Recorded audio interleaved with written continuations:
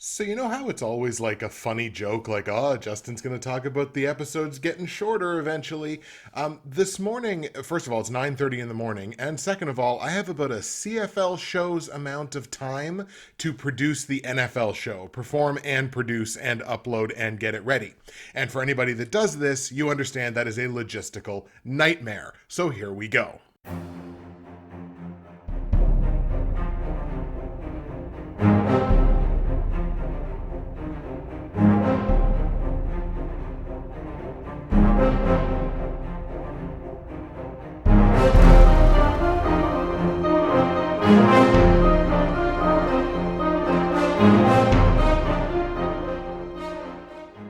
What's happening, everybody? Justin, Bridgewater's finest on YouTube, Blockbuster underscore guy on Twitter, fueled as always by the incredible folks at Nerd Tees, and welcome to week 5 of my weekly NFL football pick show for the 2021 NFL season. And before I get started, I know a couple of people saw my tweet from, I believe, Sunday night, where I said, oh, potential announcement coming, not set in stone.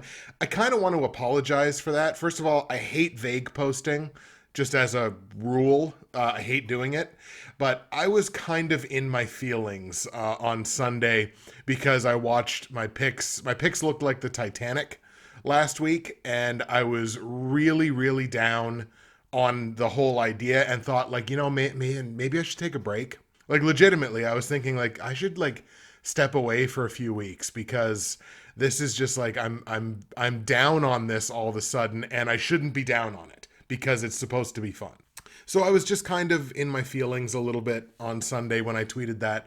So my apologies to anybody that saw that and was like, oh my God, what's going on? Like, I wonder what, and a few people were, and even like a friend of mine, Morgan, replied to it with like a GIF, like an Oprah Winfrey GIF, like, what's going on kind of thing. But so I want to apologize for anybody that happened to see that.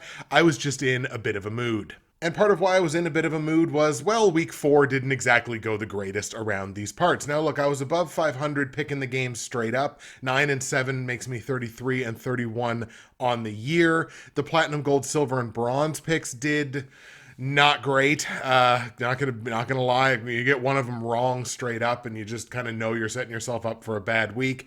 Against the spread, I was only 6 and 10. Over unders, I was 5 and 11. So you understand that I was like, oh man, like, this is, maybe I need to step away from this because it's kind of going off the rails. And it is. Like, look, I'm only 2 games above 500 picking the game straight up. Against the spread, I'm now 14 games under 500. On the totals, I'm 8 games under 500. So yeah, it's kind of gone off the rails a little bit, but I luckily was able to kind of sleep on things and, like, look, this is supposed to be fun. So for the next few weeks, this is just going to be fun. This is just going to be fun for me. This is not going to be quite the same episodes as normal. I'm going to be a little more upbeat because I think I got to a point where I was just kind of taking this whole YouTube thing a little too seriously. And it's supposed to be fun, so it's going to be. So yeah, we had a bad week in week 4. A lot of other people had bad weeks in week 4. So I guess maybe I shouldn't feel quite so alone. And we're going to turn things around here in week 5. Peeking at the pick'em pools, not a ton of movement one way or the other. Moved up a little bit in the Bridgewater's finest pool, moved down a good chunk in the Half Moon's picks pool. Again, you can't go 6 and 10 against the spread and make up a ton of ground in a pool like that. Straight up in the Bridgewater's finest pool, 84 of 136 confidence points. It's 61.8%. Does have me up over 60% for the season as a whole, which is a bonus. Only 44 of 136 confidence points in the Half Moon's picks pool. It's only 32%. I'm a little over 40% with the confidence points in that pool, but I've now kind of fallen into the bottom half of that pool. Definitely not where you want to be when there's money on the line. And the Ante and Co pool, no real movement at all. Shout out to our week 4 winners, and we're going to mention this guy's name a couple of times. The Cat Reppin the Pacific Northwest. The blind Canadian cat had himself a heck of a week straight up. 12 and 4 and went 104 of 136 confidence points, well over 75%. Good enough to not only win the week in the Bridgewater's finest pool, but also to be the overall leader with 43 straight up picks correct in the Ante and Co straight up pick'em pool. That's a full 10 better than I am. If you're not watching his show, you should probably be watching his show. He's off to a really solid start at the beginning of the year. Moby Pulido in the Half Moon's picks pool, winning week 4, going 13-3 against the spread. Also good enough for them to take the overall lead in that pool at 39-24-1 against the spread, 61.2% on the confidence points. And Uncle BBQ Barry remains the overall leader at 45-19 straight up in the Bridgewater's Finest pool, 416 out of 544 confidence points, 76.5%. That number is coming back down to earth a little bit because last week I believe they were at like 78 point something. So again, 70% is kind of that magic number, or at least has been in seasons past. I am off to a perfect 4-0 start in the Ante & Co. survival pool. There are 17 of 19 competitors left in that pool. Now 7 that have 1 strike. So a number of teams took it on the chin in week 4. I got through with the Buffalo Bills. I've taken the Rams, the Packers, the Broncos, and now the Bills. Probably looking at the Tampa Bay Bucks this week, but I haven't 100% made that decision yet. But we're still alive, no strikes in the survival pool. Week 4 did represent, however, my best week of the season in fantasy football. So we are going to take a peek into Fantasy Corner, which is, of course, presented by the Dynasty Trade Calculator. You can go into the description of this video, and you can find my referral link, my affiliate link to the Dynasty Trade Calculator. And for as little as $3, you can gain access to one of the absolute best tools available online for dynasty, keeper, and long-term fantasy football. You're talking about a ton of podcasts, a ton of experts, trade evaluations. You're looking at dynasty rankings, no matter what your format is. Again, I'm diving into Superflex this year. It's helped me out a lot in Superflex Dynasty, even though I'm off to a very slow start in that league. But it doesn't matter. The Dynasty Trade Calculator, hit my affiliate link, which is in the description below, and gain access to this incredible tool. I went 4-2 in fantasy. I think that's my first winning week across the board in fantasy football this year. First of many, of course. Also made a little bit of progress in best ball. I think I was 5th and 10th.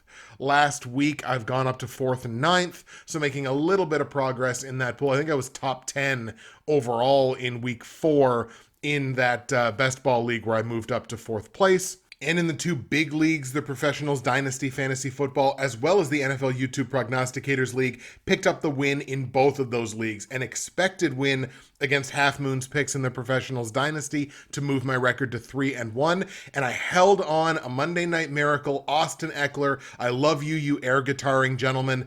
Wins me that week against Chalupa Batman in the Progs League. I moved to 1-3. I've got a very winnable matchup next week against Gavin. If I move to 2-3, get a little momentum. Anything is possible in that league. I got a week 5 matchup in the Professionals Dynasty with Max Maniacs, who is a perennial threat in this league, an incredible roster of running backs.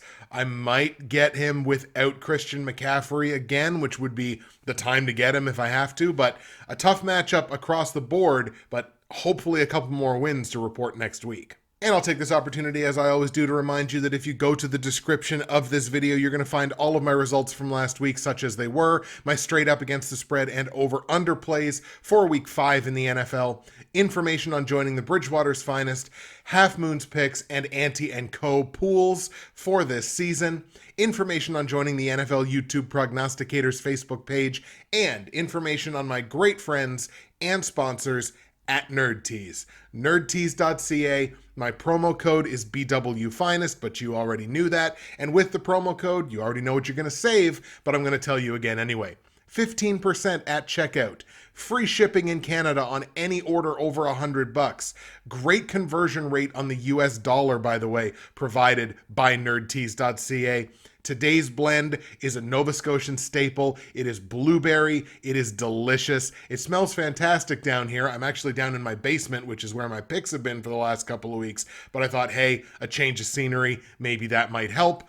What is not in the basement, folks, what is blowing up right now is nerdtees.ca. Nerdtees.ca, promo code BWFinest, save your money, get your free shipping, find yourself something to love, or find someone you love something to love just in time for the holiday season. You can do that at nerdtees.ca. So here come the picks for week 5. And again, we're going to be firing through these this week because the time constraints are just what they are on a Tuesday. I don't have nearly the amount of time to get this episode out that I normally would. So we're going to start in Seattle. Seahawks taking on the Rams. Rams, one of the least penalized teams in the NFL. I'm not saying that's directly led to all of their success, but it has certainly led to some of it because, man, there's nothing that stalls drives quicker than taking bad penalties. Battle of the NFC West here, obviously. Rams sitting at 3-1, Seahawks even money at 2-2. I have no debate in my mind about whether the Rams are for real. I have to have some debate about the Seahawks simply from a defensive standpoint, to be perfectly honest. These two defenses, scoring defense-wise, are pretty well equal. The Rams definitely have the higher ceiling anyway for the scoring offense. I really have question marks about Seattle. Seattle's going to have to turn it on because this is a completely uber competitive division. I don't think it starts this week. I think this is a spot for the Rams. I liked the Rams the second that I saw this game on the schedule. I don't think Seattle's defense holds the Rams down. Let's take Los Angeles in Seattle to beat the Seahawks. On the line, Rams are 2-point favorites on the road. I like them to win. It's a small price to pay. I'm laying the 2 points, and I'm going to be taking the over on the 54.5 point total. We're going to go Rams 37, Seahawks 27. Big win for LA. Let's go to Atlanta now. Falcons going to play host to the New York Jets. The Jets getting their first win of the season. Both New York teams, in fact, getting their first wins of the season last week. Both in overtime games, ironically enough. Atlanta certainly struggling this year as they have most recently. They got a win a couple of weeks ago. We're on the losing side of things last week against Washington. Part of me did look at this game very similarly as the Washington game last week, where I thought, I definitely thought Atlanta was going to beat Washington in Atlanta. Turns out they did not do that. And I thought, oh my gosh, is this just deja vu? Because the Jets are also, that caliber of team where they're, low in the standings. They're really struggling. So I'm like, oh my gosh, is this going to be a mirror image? And it certainly doesn't help that for Atlanta in the secondary, cornerback Isaiah Oliver dealing with a knee injury. No update on him right now. I'm assuming we'll probably get one on Wednesday. So if their secondary is a little bit weaker for the Falcons, like, oh my goodness. But look, the Jets are the Jets. First of all, the Jets are not going to win 2 straight games. I can't picture a universe where the Jets win 2 straight games. They're still one of the worst ball control teams in the league. So despite the injury, I'm still going to lean with the Falcons. I still think this Falcons team is better than what they've showed this year. Let's take Atlanta at home to beat the Jets. On the line, the Falcons are laying 3.5 points as a home favorite. I see this as a 2-possession game, so I'm going to lay the 3.5 on the Falcons. The game total is set at 46. I'm going to be on the under in that one because neither one of these offenses have been crazy impressive so far this year. Atlanta only averaging 20 points a game. The Jets are only averaging, where are you? Jets are averaging 12 points a game and have been shut out this year. So yes, they scored 27 last week, but the 2 weeks before that, they combined for 6 points. So this offense is by no means a juggernaut. We're going to take the under on that one. We're going to take Falcons 23, Jets 13. Are you enjoying this pace? Good. Let's keep it up. Cincinnati is our next stop. Bengals at home playing host to the Green Bay Packers. It does certainly look like the Green Bay Packers are the proverbial back that everyone likes to talk about. Now, since he has the benefit of the long week here, having played on Thursday, a victory on Thursday, Bengals are 3-1. The Cincinnati team, I know people can say what they want. This Cincinnati team is for real. This Cincinnati team, and I think I even said it right at the beginning of the season, is going to win some games this year. I didn't expect them to win 3 of their first 4, but here we are. A battle of 2 of the least penalized teams in the NFL, which 100% matters. You do have the Packers dealing with a significant injury in the secondary. It's Jair Alexander, the one name on that defense that you would not want to hear. He's dealing with an AC joint injury. It's going to be a bare minimum of 2 weeks out for Jair Alexander, and right now they have no idea the severity. So 2 weeks is the absolute minimum that I think he's going to miss. He could miss 6. He could need surgery. We really have no firm timeline on Jair Alexander. They also, I believe, lost Preston Smith last week to a shoulder injury as well, if I'm remembering correctly. I could not blame you one little bit if you thought, Justin, I know exactly where you're going to go on this game. You're a Packers fan. I know you're going to take the Packers in this game. And you would be wrong, in fact. I'm going to take the Cincinnati Bengals in one of the upsets of the week. Look, Jair Alexander not being in that secondary, I can't tell you how much that fundamentally changes the Green Bay Packers on the defensive side. And the Cincinnati Bengals team that I saw last week, even if Joe Mixon is limited, because I know he's dealing with some stuff, even if Joe Mixon is limited, with Joe Burrow playing like he did last week and the receivers that they have, for the most part, being healthy, if you don't have Jair Alexander to at least take one of those guys away, it's going to be a long day for Green Bay here, and I like Cincinnati to come up with the upset. I'm taking the Bengals at home to beat the Packers. On the line, Cincinnati's taking 3.5 points as a home dog. I like them to win outright. I'll take the 3.5 points. The total set at 49.5. I'm going to be leaning on the over in this one. I think it's going to be a bit of a shootout, even though the Bengals defense has played quite well this year. I'm going to take it in a shootout. We're going to go over the 49.5 points, but I like the Bengals to get the job done 30-23 at home against Aaron Rodgers and the Packers. Let's go to Minnesota now. Another battle of the NFC North. The Vikings taking on the Detroit Lions. The Lions on the tail end of back-to-back road games. And for the record, I'm not holding that against teams anymore, because now they're 12-2 straight up and they're 12-2 against the spread. So actually what I should be doing, the money says I should be picking with these teams. Obviously, I'm not going to do that every single time, and I'm not going to be doing it in this game. I think Minnesota's the better football team. I think they have better offensive upside. I don't like what I'm seeing. I don't like the discombobulation across the board, to coin a phrase. Well, not to coin it, but to employ a phrase, that I see from the Detroit Lions. Like, the Detroit Lions bumble things that, like, high school teams shouldn't bumble. And I realize, obviously, the level of competition, but still, I can't pick with the Lions. Are you serious? Like, it's not something that is equating to me. It doesn't help that they haven't won a game yet this year. Minnesota's not lighting the league on fire, but they're at home. I'm going to take the Vikings to win the game. On the line, the Vikings are laying 7.5 points as a home favorite. That is too many points for me. I think this is a field goal game one way or the other. So I'm actually going to take the 7.5 points on the Lions, despite the fact that I just spent the last minute and a half ripping into them. 7.5 is just too many to lay on a team that's 1-3. The total set at 49. I'm going to be on the over of that one, because I think between these two teams, the offenses are the main event. So we're going to take over 49 points in Detroit, Minnesota. Let's go Vikings 27, Lions 24. Let's go to Pittsburgh now. Steelers playing host to the Denver Broncos. Denver dropping their first game of the season last week. Pittsburgh, wow, that team just looks terrible. Like, at no point did I think Pittsburgh was going to be competitive to win that game against Green Bay.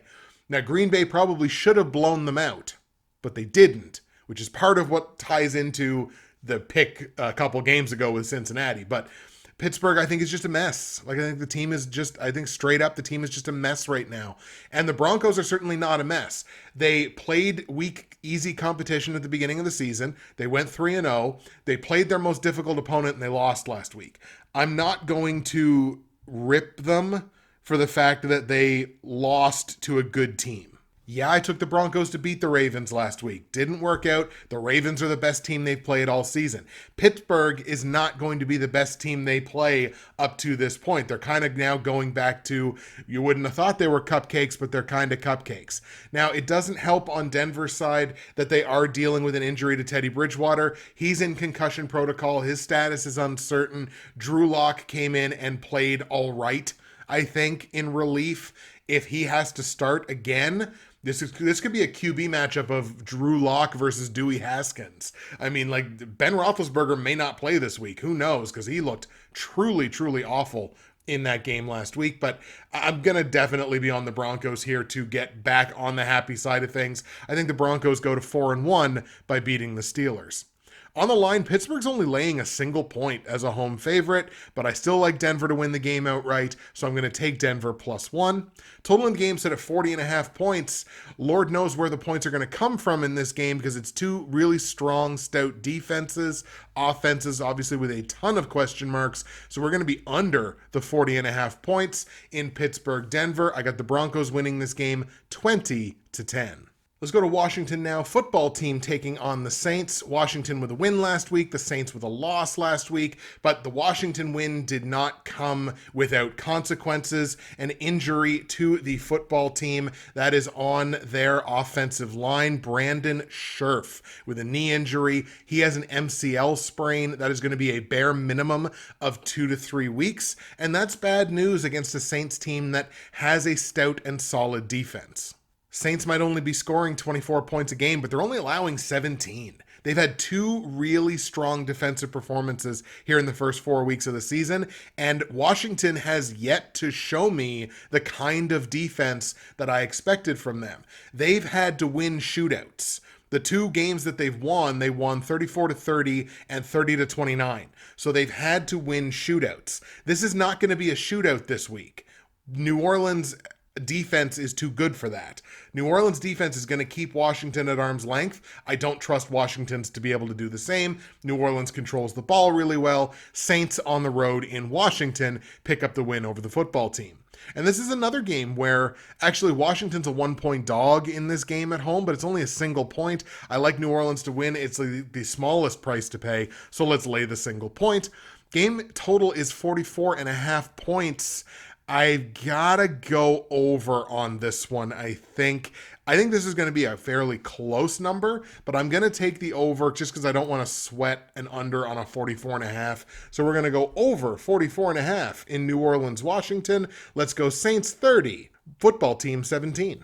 Let's go to Carolina now. Panthers dropping their first game of the season last week. Life without Christian McCaffrey. They move on to Chuba Hubbard. I think he played okay, but obviously, and I even said it last week, like, he's not Christian McCaffrey. He doesn't have to be, but he's not Christian McCaffrey. Carolina didn't quite do enough, I think, to make up for that absence. They're going to have that opportunity this week playing a reeling Philadelphia Eagles team that has lost 3 straight games. One of the most penalized, I think maybe the most penalized team in football, or they are certainly up there, and that is anything good that they do on offense, they're going to shoot themselves in the foot because they're going to take a bad penalty. That's just the way that this season has started for the Eagles. And I think if you're a team that is content to work on beating yourself, the Carolina Panthers are going to have no problem putting a loss on you. And that is exactly what I think is going to happen in this game. Not going to overthink this one too much. I really like Carolina in this spot. Panthers at home get the win over the Eagles. On the line, Carolina is laying 4 points as a home favorite. I see this as a 2-possession game, so I'm fine laying the 4 points. Total in the game is 45. This is really close, but I do think it sticks under. I think that Panthers defense winds up being the difference maker in the game. So we're going to stay under the 45 points in Carolina-Philly. Panthers 27, Eagles 17. Officially in gotta see it territory with Philly. Off to Jacksonville now, division matchup, best versus worst. The 0-4 Jacksonville Jaguars playing host to the Tennessee Titans, who actually are leading this division at 2-2, but if you watch Titans games, you might not know it. Titans on the tail end of back-to-back road games and suffering an injury on an already suspect offensive line that has allowed Ryan Tannehill to be sacked, checking my notes, a lot this season. That is an injury to Roger Saffold at guard. He suffered a concussion. There's no update to him right now. He was literally Pro Football Focus's best-ranked Titans player in week 4 that took at least 25 snaps, and boom, he suffers a concussion. He may play this week. He may not. If he doesn't, that's obviously a boon to the Jags. Is that enough for them to beat the Titans? I'm going to say no. Now, both of these teams suck at controlling the football, but Jacksonville sucks way worse. Now, luckily, they are one of the least penalized teams in football, which I think at least impacts the game. It doesn't necessarily keep it close, but it does impact the game. I just like Tennessee here. They're certainly the better football team. Boy, picking with the Titans is a tough one these days. Just ask any Titans fan. Shout out Keith Bailey. It's tough. Sometimes this team is difficult to watch because it's like they have the formula. It's almost like Pete Carroll and the Seahawks in that Super Bowl. They have the formula, and then they say, I'm going to do the other thing. And they do the other thing, and they lose. And they lose games they shouldn't lose. In any case, I like the Titans here. We're going to take the Titans on the road, actually, to beat Jacksonville. On the line, Titans are laying 4 points as a road favorite. I see this as pretty close to a 2-possession game, so I'm going to lay the 4 points on Tennessee. I'm not a huge fan of it, but I'm going to lay the 4 because I think that's how it ends. Total in the game set at 48 and a half points, and this is about as close as it gets. I think this game literally finishes with exactly 48 points, but that means the under hits, so we are going to lean under 48 and a half in Tennessee-Jacksonville. Titans 28, Jags 20. Let's go to Vegas now. Raiders taking on the Chicago Bears. Raiders obviously on the short week, having played and lost last night in Los Angeles to the Chargers. Raiders becoming one of the most penalized teams in the NFL after last night's game. Chicago, on the other end of that, one of the least penalized teams in the NFL, but suffering probably the most significant injury that team could suffer, probably outside of Khalil Mack, is David Montgomery. So he's got a knee injury. They're being very coy on exactly what it is. The popular opinion right now is he likely hyperextended it, which is going to mean, if nothing else, he's going to be out at least multiple weeks. Now, you can make all the arguments that you want for Damian Williams. You can make all the arguments you want for Khalil Herbert, who I believe is the rookie back in their running back room.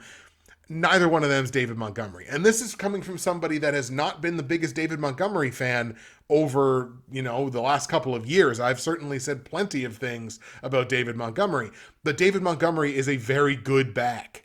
And neither one of them or the other two in tandem are going to equal David Montgomery. The Bears' best hope, if David Montgomery's out long term, they better hope and pray that when Tariq Cohen comes off the physically unable to perform list, that he comes back as Tariq Cohen. That is the only hope that this team has. This offense is not good enough to hold off an injury, a significant injury that changes the entire dynamic of their offense. I'm sorry, it's just not. I don't care who's calling the plays. Matt Nagy's still the head coach. The offense isn't good enough. We're going to be taking the Raiders in this game, especially where it's in Vegas. So let's take Vegas to beat Chicago. On the line, the Raiders are laying 5.5 points. That is the probably toughest line of the week for me to lay. I am going to lay it. But after that performance last night, I'm less confident about this line than I would have been earlier this or even earlier this week. I would have thought, oh my God, 5.5, no problem. I'll lay that easy money. But after what I saw last night, maybe not so much. I am still going to lay the points. Total set at 45.5 points. This sticks under, but it is also very close. We're going to be under 45.5 in Chicago, Las Vegas. We're going to go Raiders 24, Bears 17. Speaking of the aforementioned Chargers, they are at home again this week, again coming off the short week. One of the more penalized teams in football now after the game last night.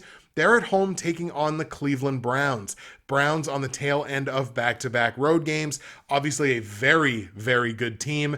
A really boring win last week. I think it was 14-7 over Minnesota. So that's a boring win, but a boring win is still a win. Go ask a team like the Steelers. The Steelers have won plenty of boring games over the years. And what's happened? They have, 417 straight winning seasons or whatever it is.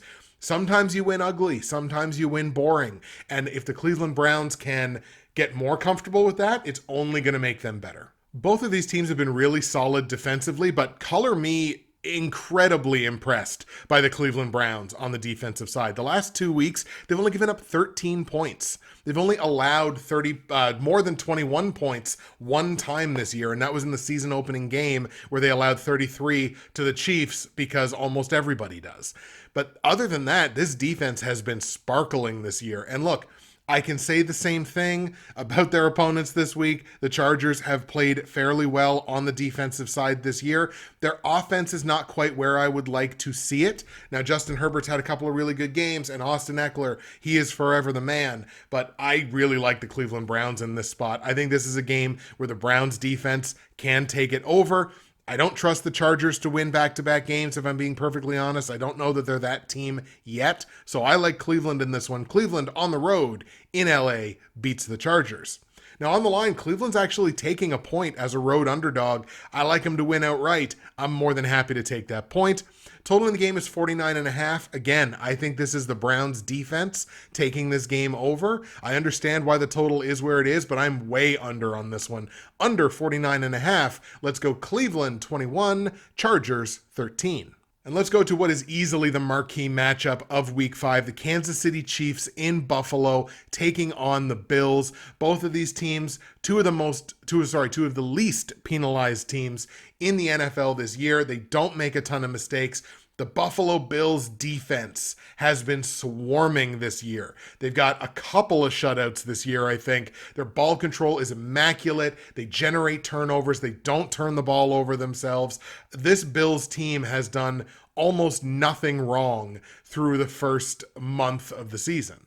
Obviously, as we saw from last week, there is absolutely nothing wrong with the Chiefs on the offensive side, pouring on 42 points against the Philadelphia Eagles. But look at the other side of that ledger. The Chiefs have allowed no fewer than 29 points in any game this year. Their defense is really bad. Like, their defense is comparable with a team like Atlanta. I might even take Atlanta because in one game this year, at least Atlanta allowed fewer than 20. So I might take Atlanta's defense over the Chiefs' defense. I don't know if it's scheme, I don't know if it's personnel, but that defense is terrible. And if you have a terrible defense, guess what? You're not going to beat the Buffalo Bills. Not the way they're playing to open the season. I love Buffalo. I'm hammering Buffalo in this spot in KC. Josh Allen and them Bills go in and get a big win in Kansas City. And it wouldn't be an episode of the show without a food cooling device kicking on in the background. This one being the deep freeze. Incredible offense, no defense, not going to be enough to get it done against Buffalo, who are 2.5-point dogs in this game, which I totally understand, but I got the Bills winning this thing outright, so I'm happy to take the 2.5. Total in the game set at 56.5 points. Take the over on it because it's not like Kansas City's not going to score their points. I just don't see how they stop Buffalo at any point in this game. So we're going to go over 56.5 in Kansas City, Buffalo. I got Chiefs 24. I got the Buffalo Bills 48. They're going to double them up. They're going to give up 24 points, but still double them up. That's how bad this Chiefs defense is. And the last game to look at before the platinum, gold, silver, and bronze picks is the Baltimore Ravens at home taking on the Indianapolis Colts.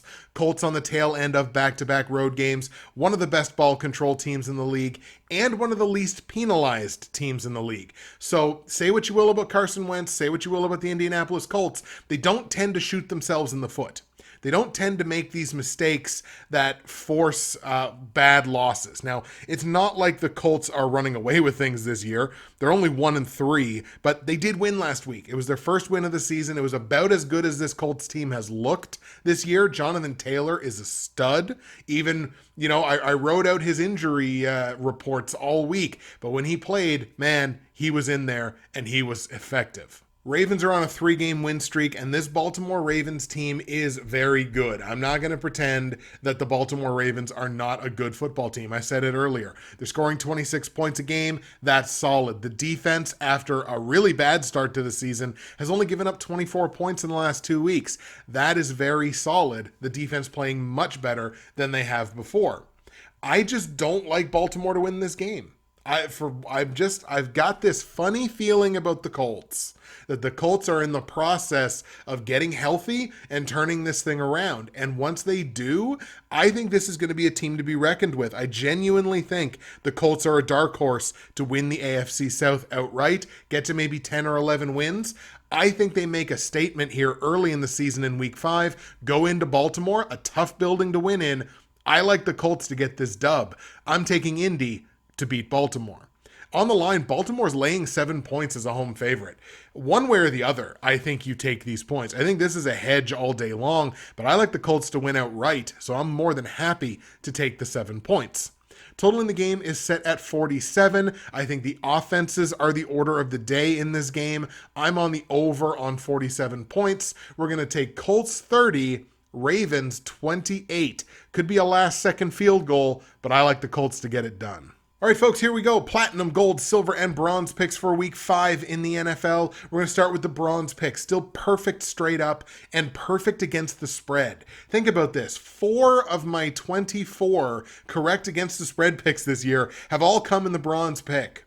So this pick is firing and it is paying out. And we're even money on the totals. This sees the Dallas Cowboys at home taking on the New York Giants. Obviously, division matchup of the NFC East. Giants on the tail end of back-to-back road games. And look, you are perfectly justified in being impressed with what the New York Giants did. They won a game that not a lot of people said that they were going to win, myself included. But I got to tell you, if there's one team in football, aside from maybe the Buffalo Bills, that you do not want to see right now, especially in their own building, it's probably the Dallas Cowboys.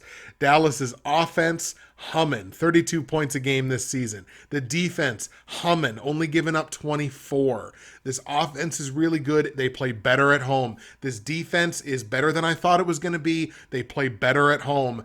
And boy, the New York Giants just are not that team to win back-to-back games. Certainly not a division game. Certainly not in the opponent's building against a team that is markedly better than they are. Also controls the ball incredibly well. Cowboys all day long in this one. Let's take Dallas at home to beat the Giants. On the line, Dallas is only laying a touchdown. That is fine by me. This is a 2-possession game in my mind. I'll lay the 7 points on Dallas. Total in the game set at 52. I think this goes over. I like what I've seen from Daniel Jones this year. And there was an underrated guy. If you happen to grab him in the late rounds in fantasy, probably paying off fairly well. So I think the Giants score their points. Dallas just firmly scores more in my mind. But we're going to go over 52 in New York, Dallas. Cowboys straight up. We're hammering the Cowboys -7 against the spread. Over 52 points. That's the bronze pick. Cowboys 38. Giants 27. My silver pick, where I'm also 4-0 straight up and even money on the betting picks, 2-2 against the spread and 2-2 on the totals, sees the Houston Texans, one of the most penalized teams in the NFL, play host to the New England Patriots. And this pick is here for a couple of reasons, but specifically one in particular, and that is Davis Mills. So I kind of thought I wanted to give Davis Mills the benefit of the doubt. And look, Davis Mills should not be in this position. He shouldn't have ever been put in this position, but he's here. And unfortunately, leading this team, Davis Mills is not good enough. He's not going to be good enough to beat a team that plays good defense. We saw the New England Patriots play good defense against a little old quarterback by the name of Tom Brady last week. Obviously, that very emotional reunion game, homecoming game for Tom Brady in New England. Obviously, the game's not in New England, but look, the Patriots lost that game. It was a tight game, a 2-point loss. This team is hungry to go out and get a win. They're going to probably beat up a little bit on this Texans team, certainly on the defensive side. Patriots win this thing fairly easily, I would say. Patriots laying 9 points as a road favorite. This is like a 3-possession game to me, so I'm actually going to lay those 9 points on the Patriots. That feels like a bad play, but I'm going to do it anyway. Total in the game set at 39.5 points. I don't know what Houston's going to score. So I'm going to take the under because the Patriots are not an offensive powerhouse by any means, and I don't know what I'm going to get offensively from the other team. So under 39.5 points in New England, Houston. Patriots straight up. We're hammering the Patriots -9 against the spread, tentatively hammering, but still taking it. And under 39.5 points, that is the silver pick. Patriots 27, Texans 7. My gold pick, where I'm 3-1 straight up, even money against the spread at 2-2, underwater on the totals in this one at 1-3, so we're looking to start turning that around. The Tampa Bay Buccaneers at home taking on the Miami Dolphins. Tampa Bay getting some penalty trouble this year. They're taking more than I would like to see a good team like this take. They're also dealing with a pretty significant couple, actually, of defensive injuries. They both come in the secondary. Carlton Davis, a quad injury. Antoine Winfield at safety, a concussion. Both of them will likely not play in this game this week. Is that going to make a huge difference against a Miami Dolphins team that has a close to anemic offense without their starting quarterback? Probably not. But I do think Miami's offense plays a little bit better this week because those are just two really big pieces to be missing on the defensive side. And it's a Bucs defense that hasn't exactly been lighting the league on fire either. Against a team in Miami that's been shut out this year, they're only scoring 16 points a game. I don't think it's going to make a massive difference. Tampa Bay is still going to get this win. I like the Bucs, obviously, at home to beat the Dolphins. However, the Bucs are laying 10 points as home favorites. That's too many for me. This is a one-possession game as far as I'm concerned. So I'm taking those 10 points with the Miami Dolphins. You could see the upset of upsets. Miami has upset Tom Brady before, but I still think that the 10 points is just too many to lay here. So we're going to take Miami plus the 10. Total in the game set at 48. This is a very close total. I do think it goes over probably on the final scoring play of the game. So we're going to go over 48 points in Tampa, Miami. Bucs straight up, but we are hedging our bets and taking the Dolphins plus the 10 points in Tampa Bay in a game that goes over 48 points. That is my gold pick. We're going to go Tampa 28, Miami 21. And what that means is the platinum pick, 3-1 straight up, only 1-3 against the spread, so we look to turn that around, and even money on the totals at 2-2 sees the Arizona Cardinals at home taking on the San Francisco 49ers. Obviously, battle of the NFC West here again, best versus quote-unquote worst in the division. Cardinals, the only undefeated team remaining in the NFL. Obviously, the Cards offense lighting the league on fire. At least 31 points in every single game this year. The defense, stout, only giving up more than 20 points once this year. And it was in a game they wound up, coming back and winning by a single point. So look, this Cardinals team is incredible. Kyler Murray is one of the most dynamic quarterbacks in the NFL today. He's up there with Patrick Mahomes. He's up there with Lamar Jackson, just in terms of the dynamic things that he can do with his football, do with his legs. He's an incredible player. They have the offensive weapons to complement a guy like that. And now they have a defense that is also going to complement their incredible offense. I think Arizona, a lot of people are talking about the Cardinals peaking too early. I think this is just what this team is. This is as good as this team is. I don't know that their defense necessarily stays at only 21 points a game allowed all season, but this offense is going to be able to score points week in and week out. I don't dislike what I've seen from the Niners this year by any means. I think they're a slightly above average team in terms of what they have produced on the football field so far, but even in a division matchup where the teams know each other fairly well, it comes down to the little things. Something like ball control. Arizona's pretty good at it. San Francisco is not as good at it. I don't necessarily know who the quarterback is going to be. It might be Jimmy Garoppolo. It might be Trey Lance. I don't really know who the running back is going to be. It might be Elijah Mitchell. It might be Trey Sermon again. I don't know what I'm getting out of Brandon Ayuk, and as a dynasty manager of Brandon Ayuk, having a couple of shares in Brandon Ayuk, in fact, in dynasty, it's a little frustrating. There's more question marks on the Niners side than are on the Arizona side. So we're going to take the Cardinals in this game at home to beat the Niners. On the line, Arizona's only laying 5.5 points as a home favorite. I see this as a two-possession game. I'm happy to lay the 5.5.